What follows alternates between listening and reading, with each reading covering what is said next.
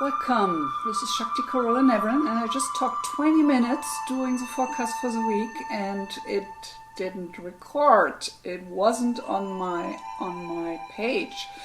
So I'm gonna do it again. It's only 20 minutes. So anyway, I'm an evolutionary astrologer doing these forecast readings for you in order to get you prepared for the coming week. And this week we're gonna have the new moon in Aquarius and Mars stepping into Aries. And I have done an extra video just about the new moon in Aquarius and the sun in Aquarius. So if you want to take the Aquarian quality and understand more about it, you want to look at those videos. Hi Sheila. Well, I talked 20 minutes here and it didn't record, so I'm starting all over again. I'm glad you're joining. That's frustrating. So anyway, I hope now it's working.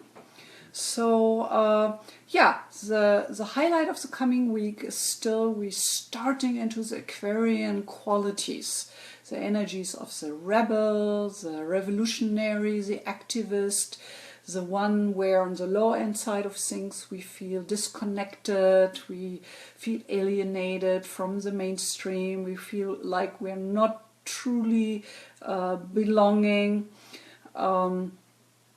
Aquarius is ruled by Uranus, the god of lightning and sudden changes.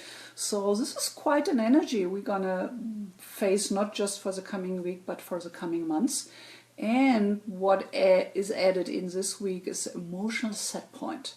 So with the new moon in Aquarius, we will be much more in contact where we feel disconnected, where we feel alienated, where we feel we don't belong. Like, for example, whenever I open my mouth, you are aware of that this is not my mother tongue, this is not my native language. So everybody knows I'm not quite belonging. So when I'm back in Germany, where I'm from originally, I feel like an alien or an outsider because I have been living here for 20 years, so I don't quite belong over there either. So that's the sense of the moon in Aquarius, which I actually have in my birth chart, is that you carry that sense of the outsider. So of course there's a low end and a high end to that. So the low end is you feel you don't belong, you feel lonely, and that can be hard and painful.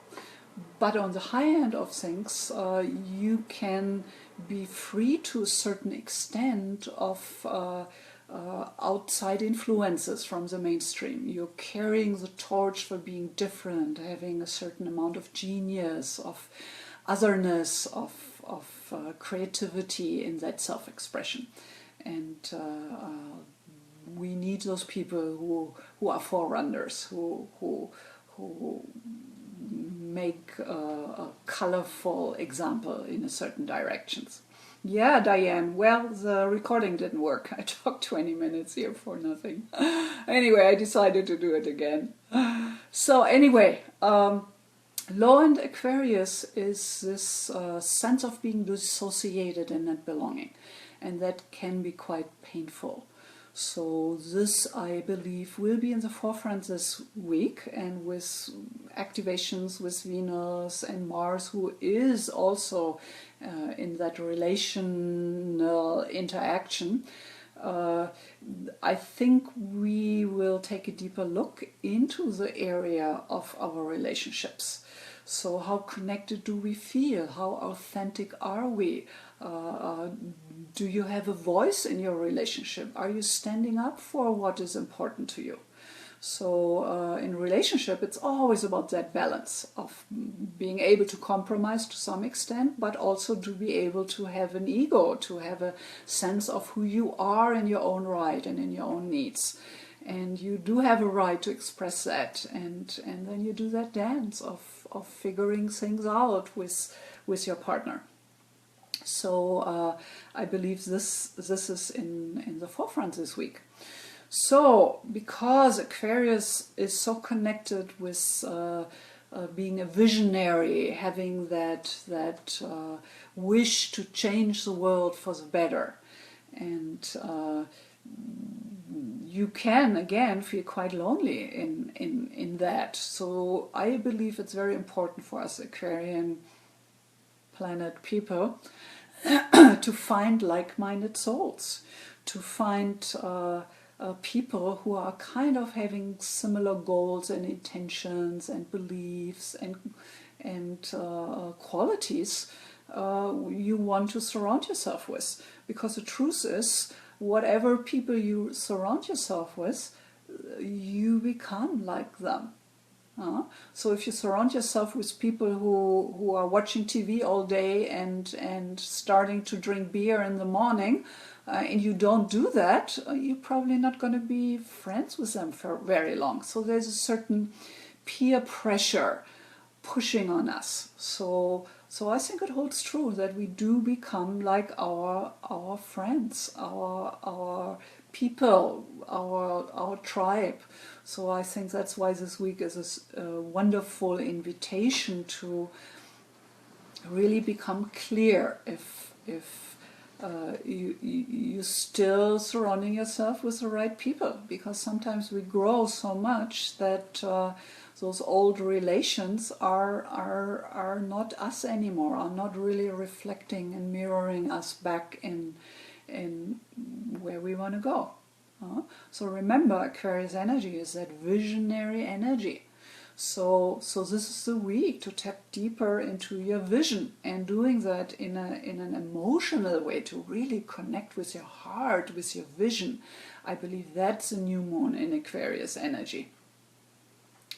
So another question I wanted to pose this week is, are you taking time for a self-reflected life? Light too. Light needs always to come in. So, and how we do that is through meditation, is through getting off the gadgets, the screens we're on all day, and turning inside. So if you don't have a specific meditation practice yet, I think it's important for you to find something that works for you. And for most of us, just becoming quiet and following your breath in and out is often really, really hard. Because the moment we take that over-activation and stimulation away, our mind first really goes crazy. So one way of meditation I like to do and introduce you to is with gemstones. I'm an astrologer and a gemstone expert. So I've even written a book about it, Jewelry and Gems for Self-Discovery. And I think with gemstones you can work two ways. You can feel attracted by a certain color or beauty they're representing, and these are always good stones to meditate with.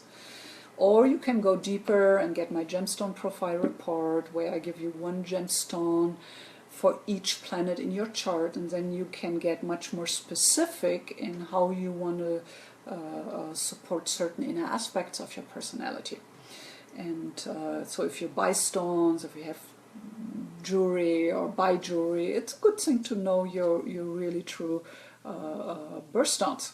So if you want to meditate with gemstones, what you do, you lay on your bed and you put them onto your chakras.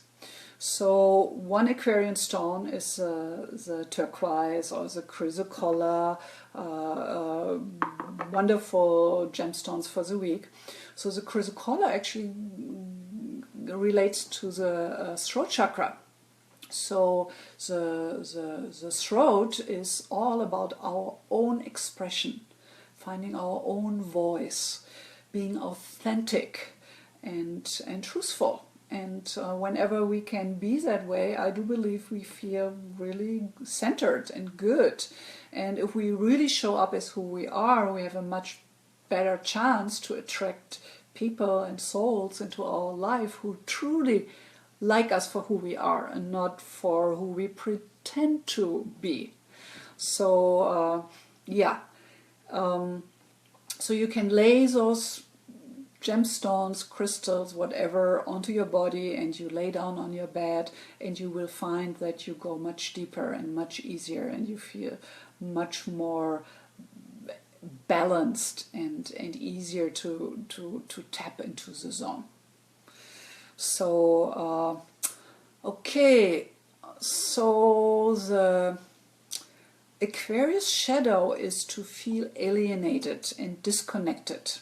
And in a birth chart, we can often see that people come in with an emphasis with planets in Aquarius, when they often carry certain karma of trauma, of violence towards them.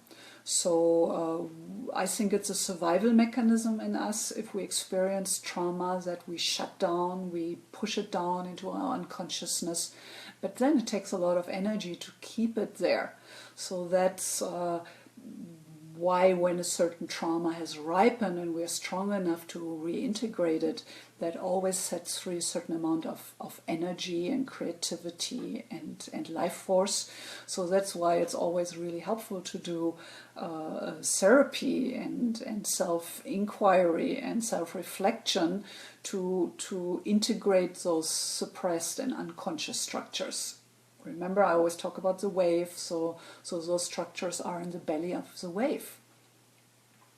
So we often feel like alienated, dissociated when we carry a certain amount of trauma.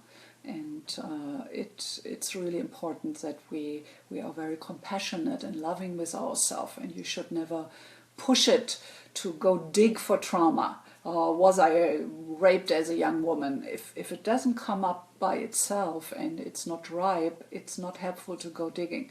But if you're ready, if it's coming up, then you want to deal with it, and it's often really helpful to get support for that process. Mm-hmm. Okay, I've lost train of time and thoughts here. I've talked about some things double, others I might have forgotten, so I'm sorry. Technical problems do happen. Man, I talked 20 minutes and nothing came out. That was frustrating. Okay, my dears, let's see if I have some questions here. Yeah, thank you, Diane, for saying that. That's actually really my intention, to help you to be more self-reflected with astrology, to use astrology as a vehicle, as a way to be more self-aware, what you bring to the world, and why and how you can tap into higher ways of expressing yourself. Mm-hmm.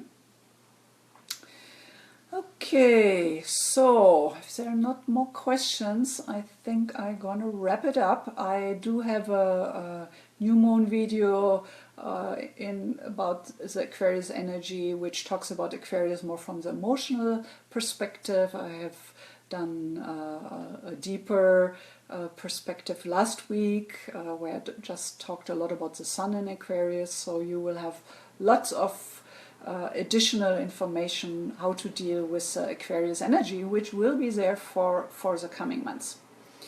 Yeah, Sheila, turquoise, that's turquoise here. So, okay, my dears, I wish you a wonderful weekend and send you many blessings. Namaste, aloha, as we say here on Maui. And thank you, Brian. And I see you soon.